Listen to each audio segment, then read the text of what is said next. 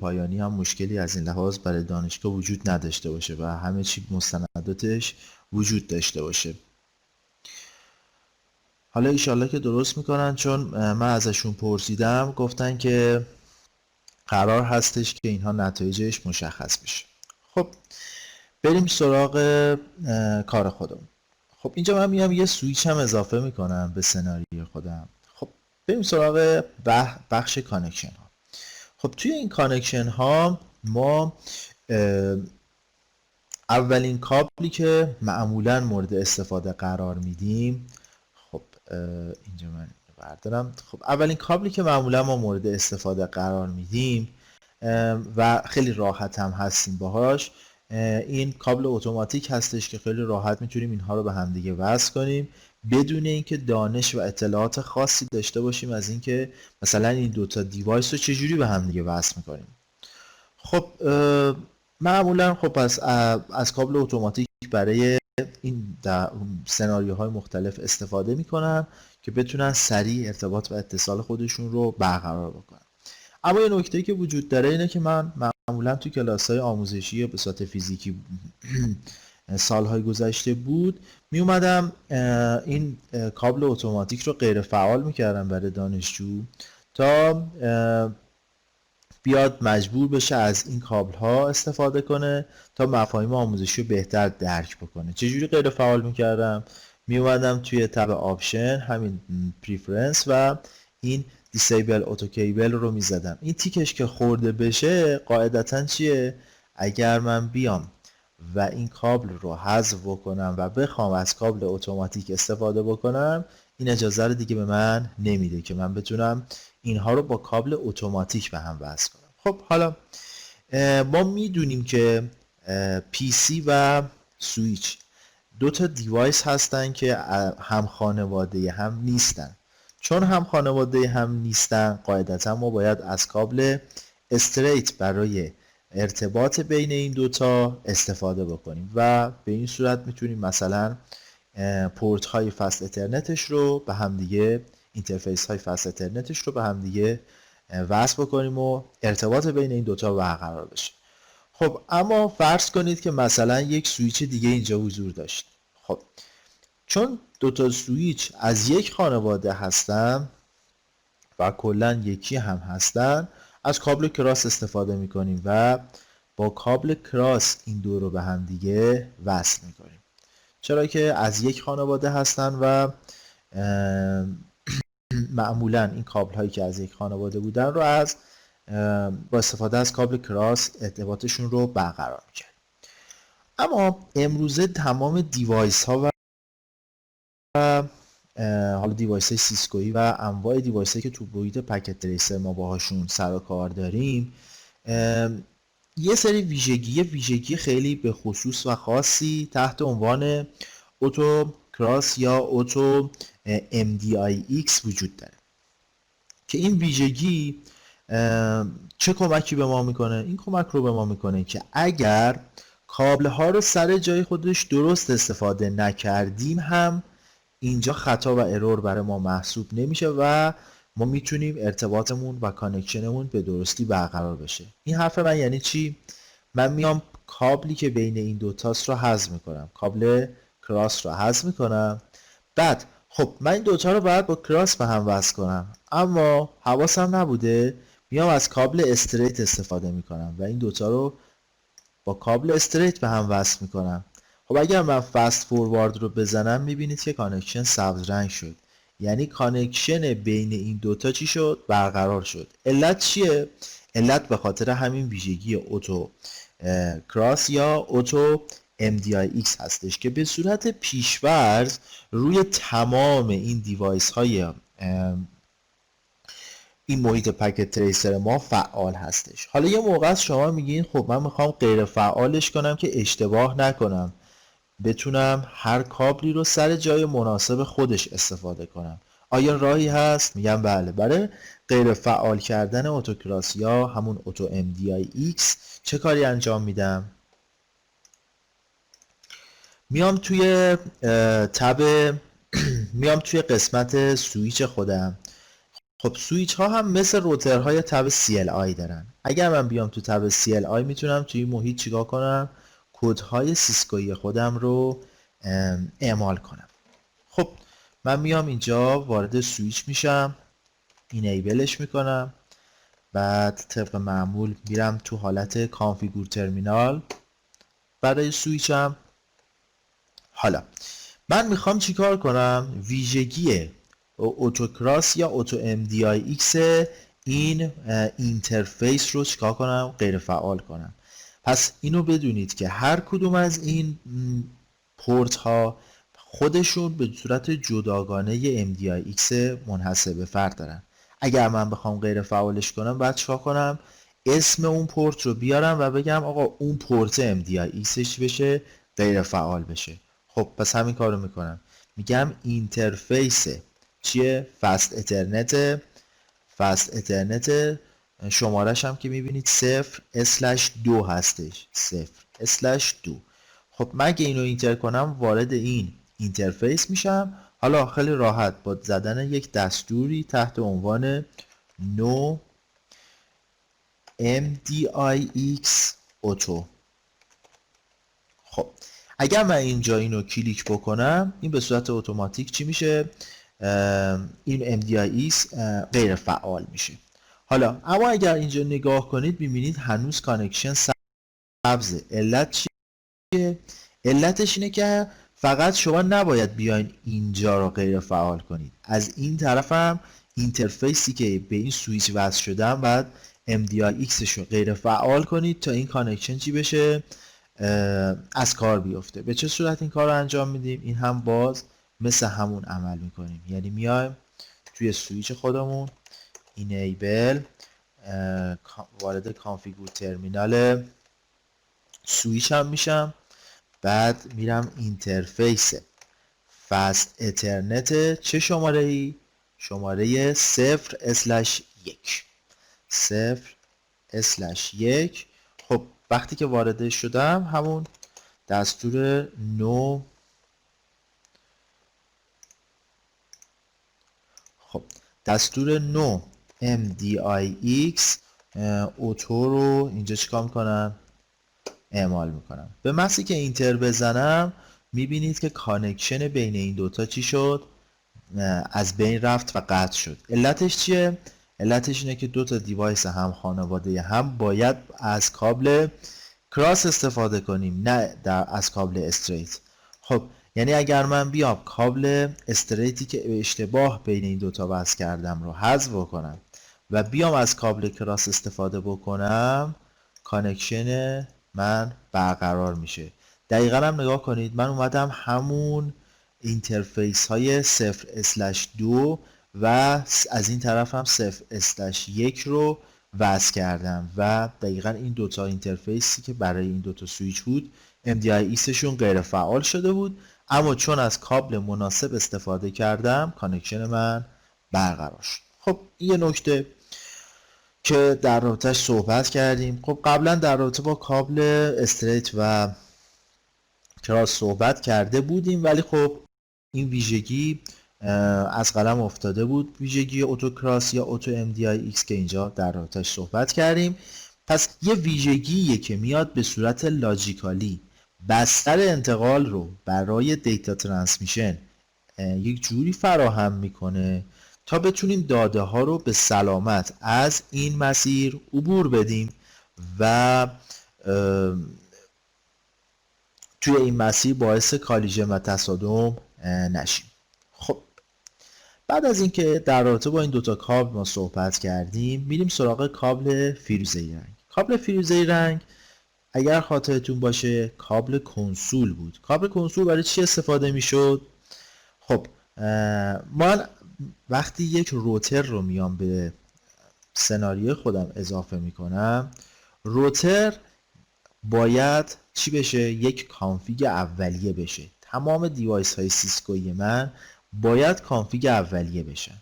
کانفیگ اولیه‌اش رو معمولا توی دنیای واقعی چجوری انجام میدن؟ خب میام توی این دیوایس ها مثلا یه پی سی میان یا بهش وصل میکنن یا یه لپتاپ بهش وصل میکنن یا یه سرور بهش وصل میکنن، مثلا یه سرور میانی. خلاصه میان اینها رو به این صورت به این وصل میکنن، کانفیگش رو انجام میدن. پس با هر کدوم از اینها من میتونم این روتر خودم رو کانفیگ کنم. حالا توی دستگاه های قدیمی که پورت USB وجود نداشت، خب می اومدیم چیکار میکردیم؟ از این کابل کنسول قدیمی استفاده میکردیم. یعنی می اومدیم از کابل کنسول در واقع اینجا انتخاب میکنیم و بیام توی اینجا از پورت RS232 این طرف سمت PC وصل میکردیم به پورت کنسول روتر یا اینترفیس کنسولش و شروع میکردیم چیکار کردن؟ کانفیگ اولیه‌مون رو انجام دادن. خب من الان با کابل کنسول که این طرف RS232 بود، این طرف هم پورت کنسول روتر من بود، تونستم این دوتا رو به هم وصل کنم. کانفیگش رو چجوری انجام میدم؟ میام توی PC خودم توی تب دسکتاپ یک گزینه تحت عنوان ترمینال که همون ترمینال امولاتور هستش رو من اینجا میبینم. وقتی روش کلیک بکنم یه سری تنظیماتی رو اینجا در اختیار من قرار میده که خب من اینها رو میذارم پیشفرض و دیفالتش باشه. اوکی که بزنم، حالا میام پایین به من میگه میخوای کانفیگور کردن این روتر رو خودم انجام بدم برات به صورت اتوماتیک؟ میگم نه، من میخوام خودم انجام بدم. پس نو رو میزنم. ببینید الان PC من وصل شد به روترم. این کلمه روتری که اینجا نوشته شده یعنی من وصل شدم به روتر. حالا تو هر کانفیگی که میخوای برای این روتر انجام بدی و دستوراتش رو میای اینجا مینویسی و کانفیگش رو انجام میدی. حالا نکته که وجود داره، ما امولاتورهای مختلف، ترمینال امولاتورهای مختلف داریم که استفاده میشه. مثلا پادی رو داریم یا سکیور CRT رو داریم یا امولاتورهای مختلف که لیستش رو اگر توی اینترنت سرچ بکنید راحت میتونید بهش دسترسی پیدا کنید که معمولا از پادی بیشتر استفاده میشه. خب این هم از صحبت مربوط به کابل های کنسول قدیمی. اما امروزه دیگه ما از این گونه اتصال ها استفاده نمی کنیم و میام از پورت USB و کابل USB استفاده می کنیم. کابل USB اینجاست، این کابل بنفش رنگ هستش. خب مثلا من یه سویچ 3650 انتخاب میکنم که پورت چی داره؟ USB داره. خب اینو حالا میخوام کانفیگ اولیه‌اش رو انجام بدم. چیکار میکنم؟ میام توی کانکشن ها و کابل USB رو انتخاب میکنم. خب لپتاپ من پورت USB رو داره، ساپورت میکنه. اینجا از این طرف به حالا اینجا میبینید که دو تا پورت داره، هم کنسولی میتونیم بهش وصل شی با این کابل کنسول قدیمی، هم با استفاده از USB میتونیم این بستر اتصال و انتقال رو داشته باشیم. این هم به این صورت. حالا این چرا الان کانکشنمون دیسکانکت هستش؟ همونطور که قبلا هم گفتیم این یک سویچی هستش که ماژول های هات پلاگ داره، یعنی دکمه خاموش روشن نداره. حتما باید پاور بهش اضافه کنید تا کانکشن بین این دوتا چی بشه؟ استبلیش بشه. خب این هم در رابطه با کانکشن و کابل USB که در رابطه‌اش صحبت کردیم. خب من یه عکس هم به شما اینجا نشون بدم. من یه عکس هم اینجا داشته باشیم. خب سیسکو روتر 1941 رو میخوام محل اتصال پورت هاشو بهتون نشون بدم. شاید قبلا هم نشون داده باشم، الان دوباره این رو تکرار میکنم. ببینید اینجا من اگه بخوام یه مقدار همین رو زوم کنم، ببینید پورت هایی که یا اینترفیس هایی که مربوط به کنسول هستن زیرشون یک نوار فیروزه‌ای رنگ مشخص کرده و این به این معنی و مفهومه که اینها پورت هایی چی هن؟ مربوط به کنسول هستن. حالا این پورتی که شما اینجا میبینید این پورت چیه؟ پورت کنسول های قدیمیه که می اومدن اون طرفش رو به RS232 و این طرفش هم به پورت کنسول میزدن که توی شبیه ساز پکت تریسر هم دیدید. من این اتصال رو با اون کابل فیروزه‌ای رنگ برقرار کردم. یه دونه پورت USB هم داره اینجا که این USB تایپ C هستش. USB معمولیش به لپتاپ من زدم، USB تایپ C رو میام به حالا روتر یا سویچ یا هر دیوایسی که دارم اتصالش رو برقرار میکنم که این پورت C رو شما قاعدتا توی موبایل ها دیدید و برای شارژ استفاده کردید. خب این هم از این نکته.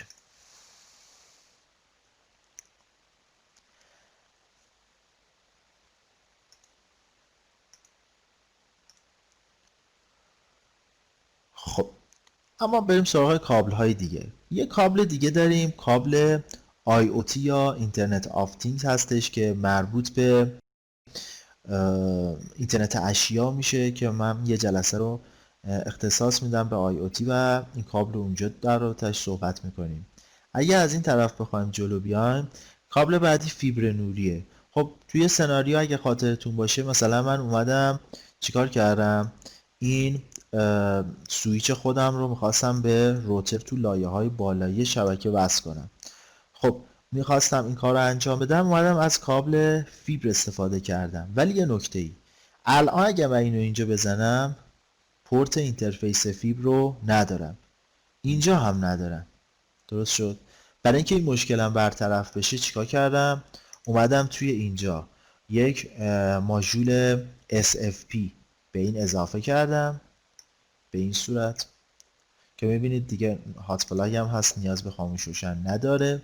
و از اون طرف هم اینجا اینو من خاموش میکنم روتره رو، بعد یک ماژول واسط قرار میدم، یک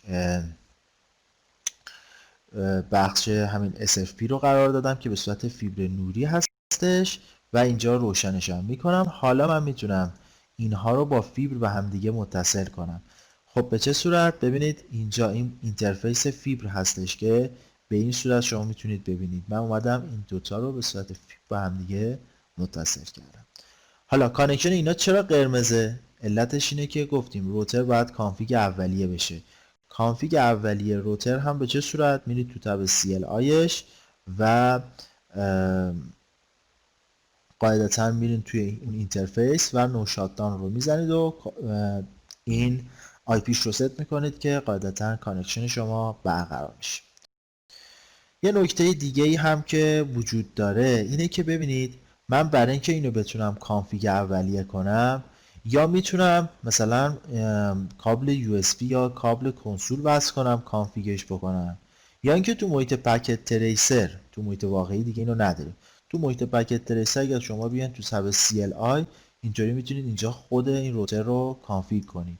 پس ما تو محیط واقعی چنین چیزی رو که نداریم، پس میام از این دیوایس ها استفاده میکنیم. ولی توی پکت تریسر خب این قابلیت برای ما وجود داره که دیگه نیاز به شاید این گونه کابل ها نداشته باشیم و بتونیم کانفیگ رو به صورت مستقیم انجام بدیم. خب یه کابل دیگه RJ11 هستش که برای سیم تلفن استفاده میشه. توی سناریوهایی که از تلفن ها استفاده مثلا میکنیم، یه تلفن معمولی یک ویپ داریم، اینها رو میایم با استفاده از کابل تلفن چیکار میکنیم؟ به همدیگه متصل میکنیم و سناریوی خودمون رو تکمیل میکنیم. خب از کابل های دیگه مثلا کابل چی هستش؟ کواکس هستش. مثلا من میام اینجا توی قسمت نتورک دیوایس ها، توی وایرلس دیوایس ها مثلا یه دکل BTS و یه کو سرور اینجا قرار میدم که این سرور قراره به این دکله چیکار کنه؟ سرویس ارائه بده. حالا میام این کواکس اینو به پورت کواکس این وصل میکنم و این باعث میشه که سروره بتونه به دکله سرویس های مد نظر خودش رو ارائه بده.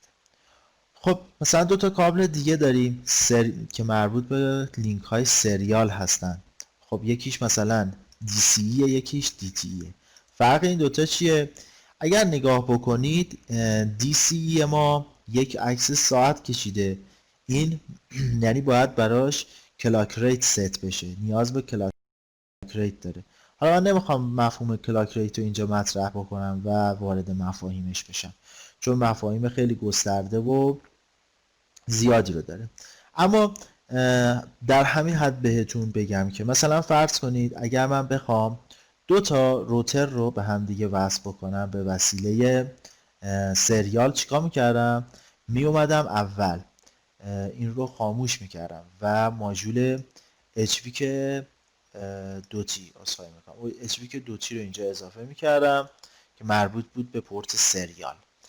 این طرف هم همینطور، این طرف هم دوتی رو اضافه میکنم، روشنشم میکنم و میام به این صورت سریال این طرف رو به سریال این طرف وصل میکنم. این طرفی که عکس ساعت داره میشه DCE من، این طرف که نداره میشه DT من و اینطوری من تونستم با پورت سریال این دوتا رو به هم وصل کنم و حالا برای کارهای متعدد استفاده میشه پورت سریال. مثلا من iOS اینو میخوام آپدیتش کنم، مثلا از این اتصال استفاده میکنم، آپدیتش رو انجام میدم و حالا تو سناریوهای مختلف کاربردهای متفاوتی رو باهاش سر و کار داریم.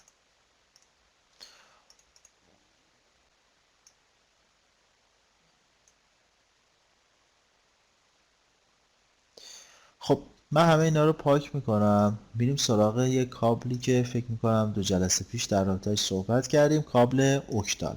اینجا بخوام یه مقداری کاملتر در رابطه‌اش صحبت بکنم و مفهوم SSH و تلنت رو اینجا بهتون نشون بدم. حالا کد هایی که من میزنم اگر مقداری براتون نامفهوم هست خیلی مهم نیست، چرا که SSH و تلنت رو من باید هر کدوم رو توی یه جلسه براتون تدریس کنم، یعنی در مجموع 2 جلسه. حالا شاید این توی این ترم فرصت بشه این کار رو انجام بدم، اگرم نشد که در همین حد که به صورت خلاصه اینها رو داریم اینجا مطرح میکنیم شما بتونید این رو یاد بگیرید. ببینید ما اومدیم اینجا توی اون سناریو اگه خاطرتون باشه یک ترمینال سرور اینجا قرار دادیم. بعد از اون اومدیم یک سری روترهایی مثلا مثل 1941 یا 2901 2911 2901 2811 حالا مثلا روترهای مختلف. خب بعد گفتیم که کابل اوکتال چیه؟ یک کابلیه که به صورت همزمان میتونه وصل بشه به 8 دیوایس سیسکویی من و به صورت همزمان حالا کانفیگ رو انجام بده یا اون کاری که مد نظرمون هستش رو انجام بده. به چه صورت؟ خب من می اومدم اینجا و ماژول HVK 8A رو اینجا قرار میدم و روشنش میکنم و اینجا کابل اوکتال رو انتخاب میکنم. خب من کنترل میگیرم انتخابش میکنم که بتونم سریع اینها رو وصل کنم. مثلا نگاه کنید میام از این طرف به این صورت به کنسول این وصل میکنم و بقیه رو هم به همین صورت میتونم اتصالشون رو برقرار بکنم.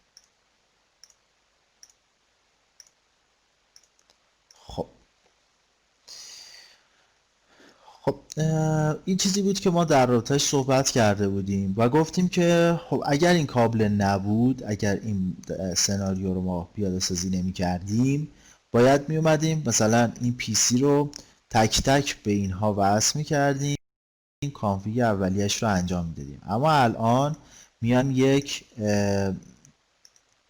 PC اینجا قرار میدیم، بعد یک روتر یک سویچ لایه دویی هم اینجا من قرار میدم و بعد میام چیکار میکنم؟ اینها رو اتصالاتشون رو برقرار میکنم.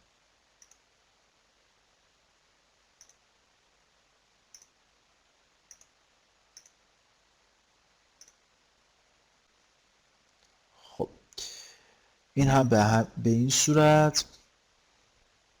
البته خب بهتر هستش که گیگ های اینها رو به هم دیگه من وصل کنم وقتی یه چنین امکانی رو برای من گذاشته. خب بعد از اینکه اینها اتصالاتشون رو من برقرار کردم به این شکل، حالا بریم سراغ بحث SSH و تلنت. ببینید این رو من این روتری که این وسط هستش رو اسمشو میذارم ترمینال سرور. خب اگر اسم این روتر رو ترمینال سرور بذارم، اسم این روتر رو بذارم R4، اینم بذارم R5 مثلا، خب یا 5 و 6 فرقی نداره. خب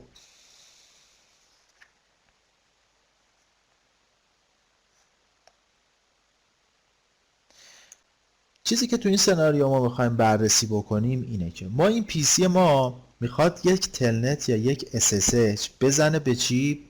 بزنه به این ترمینال سرویس من. پس از راه دور میخواد به این ترمینال سرور من وصل بشه و این ترمینال سرور هم که میبینید به صورت مستقیم با کابل اوکتال وصل شده مثلا به 8 تا چی روتر و میخوام کانفیگای اینها رو انجام بدم. خب شکلش هم که فکر میکنم جلسات گذشته کابل اوکتال رو بهتون نشون دادم دیگه، نیازی به این صورت نباید باشه.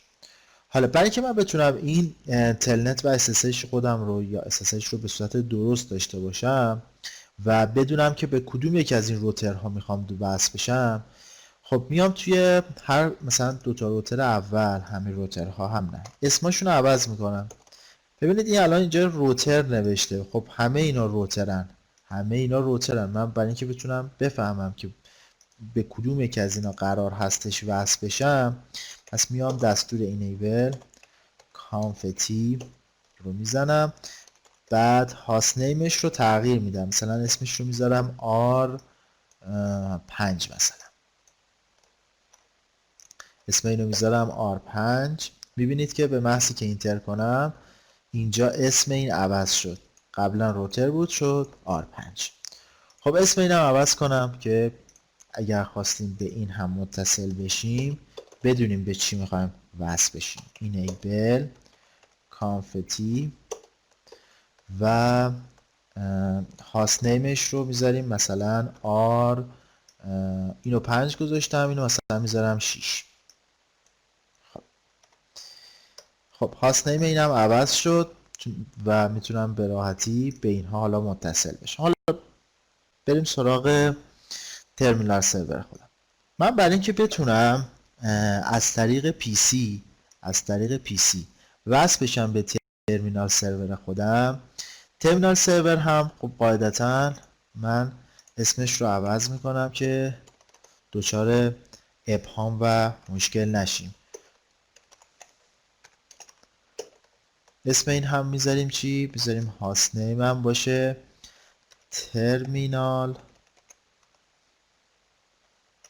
سرور. خب اسم این هم پس عوض میکنیم که از این به بعد این رو به عنوان ترمینال سرور میشناسیم. حالا قبل از اینکه من بیام کاری بکنم کانفیگ اولیه اینو انجام میدم که این لینک هم چی بشه؟ اکتیو بشه. درست؟ پس میام اینجا وارد اینترفیس گیگش هم هست دیگه، چرا که کانکشن گیگ رو استفاده کردیم.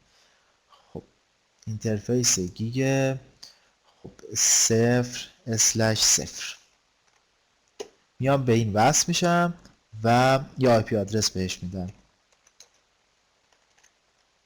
آی پی آدرسش رو 192.168.1.1 میدم. با چه ساب نت ماسکی؟ 255 0. خب آی پیش رو مشخص کردم. قبل از اینکه یه دستوری فراموش کردم، یک دستوری رو فراموش کردیم قبل از اینکه آی پی آدرس بدیم. قرار شد که ما اول چیکار بکنیم؟ دستور نو شات داون رو بزنیم تا چی بشه؟ این اینترفیس من فعال بشه. پس اولین نو شات داون رو میزنم. البته چیه؟ دستور اشتباه نوشتم.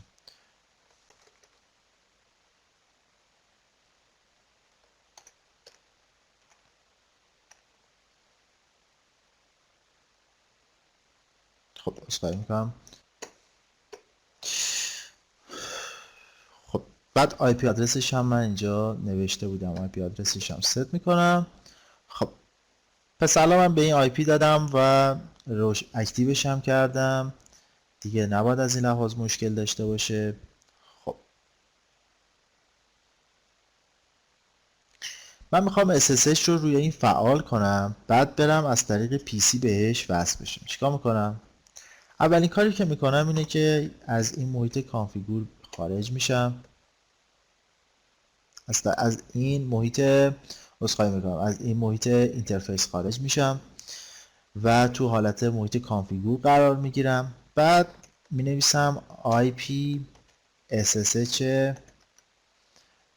از SSH مثلا ورژن 2 میایم استفاده میکنیم.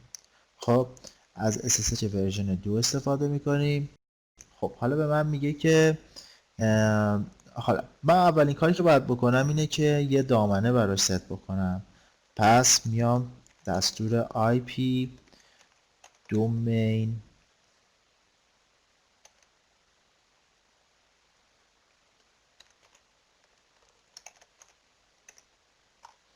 name رو میزنم. خب اسم در واقع دامنم هم مثلا میدم آز شبک. خب پس یه دامنه براش تعریف کردم. بعد میام یه کی هم براش تعریف میکنم، یه پسورد crypto key generate RSA. اینجا میام براش یه کلیدم تعریف میکنم که بتونم به این SSH خودم وصل بشم. حالا از من اینجا میخواد که میگه که کلیدت رو میخواد چند بیتی قرار بدی، مثلا میگم 1024 باشه. خب بعد از اون، حالا بعد از اینکه رمز اینو کریپتش رو انتخاب کردم، خب من باید بیام یه یوزر هم براش بسازم. میام یه یوزر تست میسازم و پریویلیجش هم 15 میدم که دسترسی کامل بتونم به این یوزر داشته باشم. خب بعد خب این رو سکیوریتیش هم بدم، یه بتونم سکیوریتیش هم تعریف بکنم. 1 2 3 4 5 6. خب پس سکیوریتیش هم به این صورت تعریف کردم. بعد میام دستور enable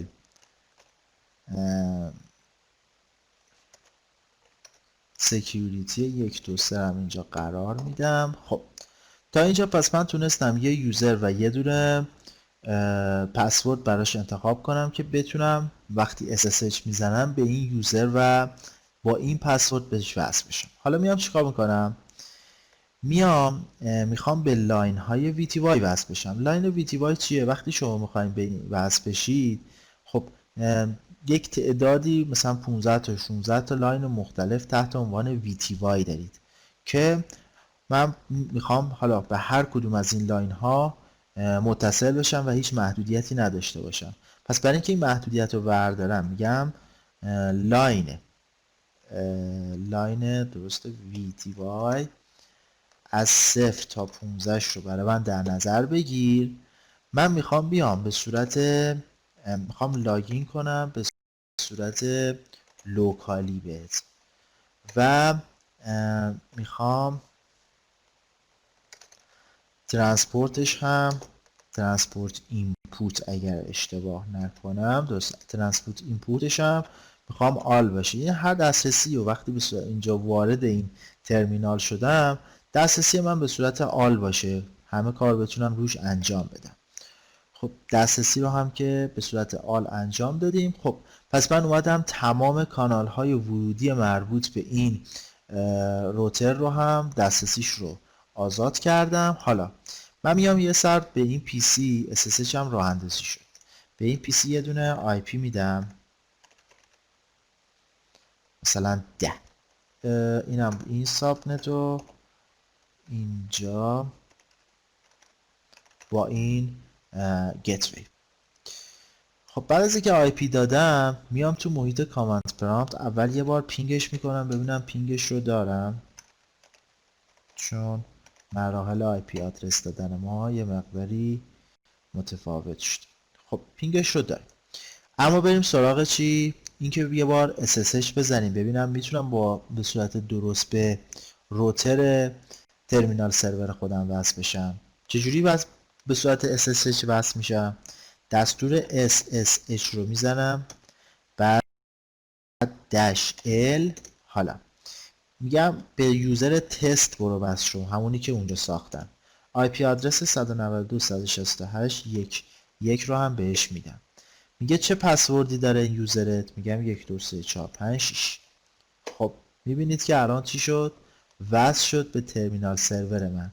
پس من از راه دور تونستم وصل بشم به ترمینال سرور من و SSH بزنم.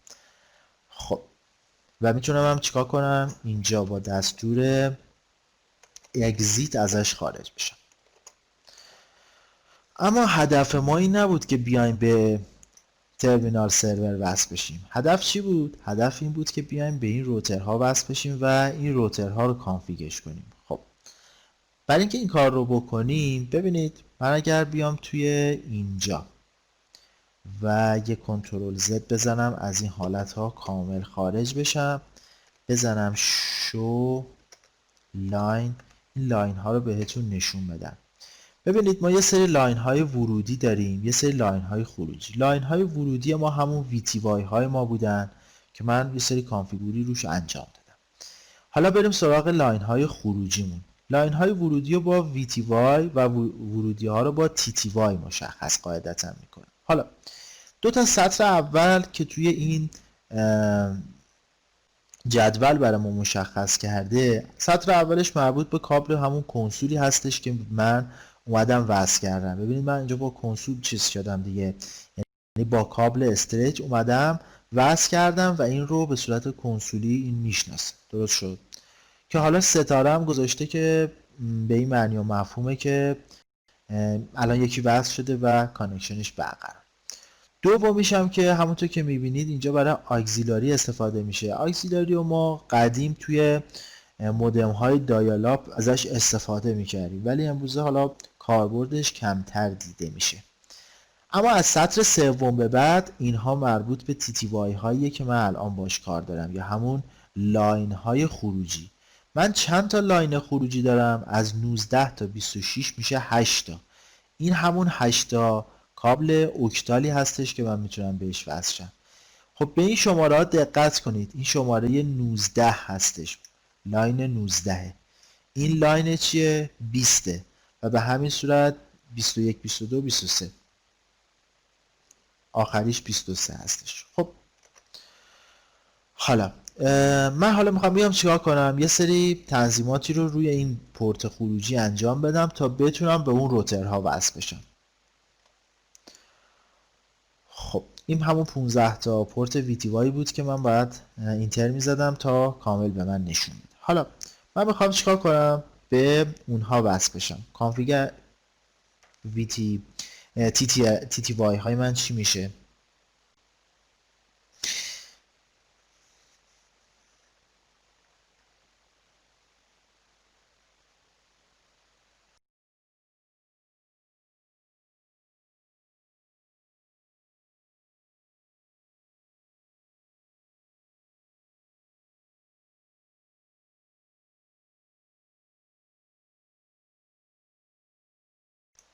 خب عذرخواهی میکنم، بریم سراغ کانفیگش. خب من اول وارد محیط کانفیگور ترمینال این میشم. بعد از اون بعد از اینکه وارد محیط کانفیگور شدم، حالا میخوام بیام اینا رو کانفیگش کنم. از چه لاینیه؟ ببینید من اینجا که دستور لاین رو می نویسم، ببینم اینجا لاین کار میکنه. بله. بعد از لاین 0 اسلش 1 0 استفاده میکنم. اسم لاینش دیگه 0/1/0. میگم از این لاین تا چه لاینی؟ تا لاین این که میشه 0 و 1 و 7. 0 1 و 7. خب من میخوام به این لاین ها دسترسی داشته باشم. حالا برای اینکه بتونم دسترسی رو به صورت کامل برقرار کنم، مثل همونجا که اومدم از دستور ترانسپورت استفاده کردم، اینجا هم همین کار رو انجام میدم. ترانسپورت اینپوت رو به صورت آل تعریف میکنم و اینتر میکنم و میتونم بهش دسترسی داشته باشم. حالا به چه صورت؟ به صورت باز لاگین من به صورت چیه؟ لوکالی هستش. خب اینجا هم اگزیت میزنم و ازش خارج میشم. خب حالا این دفعه میام چیکار میکنم؟ این دفعه میام از PC خودم به جای اینکه بیام دستورم رو به این شکل اینجا بنویسم، میام این تغییر جزئی رو روش اعمال میکنم، می نویسم ssh-l که هستش، میگم برو به یوزر تست وصل شو. توی یوزر تست میخوام بعدش بری به لاین 19 وصل بشی، پس لاین 19 رو اینجا می نویسم، IP ادرسش هم که اینجا مشخص کردم. حالا اگه من اینجا اینتر بکنم میگه پسورد SSH تو بگو، پسورد من اعمال میکنم. همونطور که میبینید این اومد به چی وصل شد؟ به R5 وصل شد. R5 رو من کدوم روتر قرار داده بودم؟ اسم این روتره بود، اسم این روتر رو گذاشته بودم R5.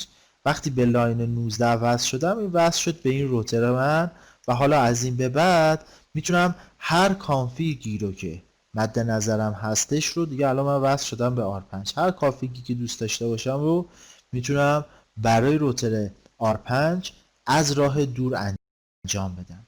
اما یه نکته که وجود داره، اگر من دستور اگزیت رو اینجا بزنم کار نمیکنه، نمیتونم ازش استفاده کنم. حالا برای اینکه اینو ازش خارج بشم چیکار میکنم؟ میام توی روتر خودم ترمینال سرورم، بعد میام از این محیط بیرون. خب یه دستور کلیر، اگر اشتباه نکنم درست، کلیر لاین. خب من میگم اون لاینی که بهش وصل شدم TTY چند بود؟ 19 بود. اینو با این دستور ازش خارج میکنم، میگه کانفرم میکنم، در واقع اوکی از من میگیره. اوکی و من که بهش میدم این کانکشن من قطع میشه و میبینید که اینجا چی شد؟ از اون حالت SSH اومد بیرون و دیگه کانکشن من قطع شد. خب حالا من میتونم چیکار کنم؟ به یه لاین دیگه وصل بشم، مثلا بیام به لاین 20 وصل بشیم این دفعه. اگر من بیام به لاین 20 وصل بشم، خب پسوردم رو اینجا وارد نکردم. خب اینجا میبینید که من به روتر R6 وصل شدم. روتر R6 همین روتره بود که اسمش رو گذاشته بودیم R6 و مربوط به لاین 20 میشه. خب من الان به این هم پس تونستم به صورت درست وصل بشم. حالا من توی محیط ترمینال خودم اگر بیام الان که تو همین وضعیت قرار دارم شو یوزر رو بزنم به من نشون میده که میگه آقا این از طریق پورت صفرش وصل شده، اینترفیس در واقع کنسولی وصل شده به من، بعد خروجیش چیه؟ وصل شده به TTY لاین 20 و وصل شده به اون روتر R6 که ما درخواستشو داریم. و اگر هم شو لاین رو بزنم که بهتون نشون دادم چی میشه؟ تمام این لاین ها رو به من اینجا کامل نشون میده که حالا به غیر از این دوتا سطر اول دیدیم که اینها چی هن؟ اینها برای TTY و لاین های خروجی ترمینال سرور من استفاده میشن و اینها هم برای ورودی ها استفاده میشن. چون من به 19 و 20 وصل شدم پشتش میبینید اینها هم ستاره زده، یعنی اینها رو هم میگه که یک سری دیوایس ها بهشون وصل شدن. خب این هم از این موضوع. خب من یه چنین سناریویی قبلا داشتیم، فقط SSH و تلنت رو، حالا اینجا SSH رو اومدیم در رابطه‌اش صحبت کردیم و بررسیش کردیم. خب انواع کانکشن ها رو پس توی این جلسه ما در رابطه‌اش صحبت کردیم که دیدیم که به چه صورته. هدفم این بود که شما این کانکشن ها رو انواع اقسامش رو به صورت خیلی دقیق و کامل بشناسید. ایشالا حالا یه IoT میمونه که توی یه جلسه‌ای که میخوایم در رابطه با اینترنت آف تینگ حرف بزنیم میایم در رابطه با این کابل هم صحبت میکنیم. خب دوستان تا اینجا موارد اگر سوالی هست بفرمایید، اگر نه که بریم سراغ حضور قیام.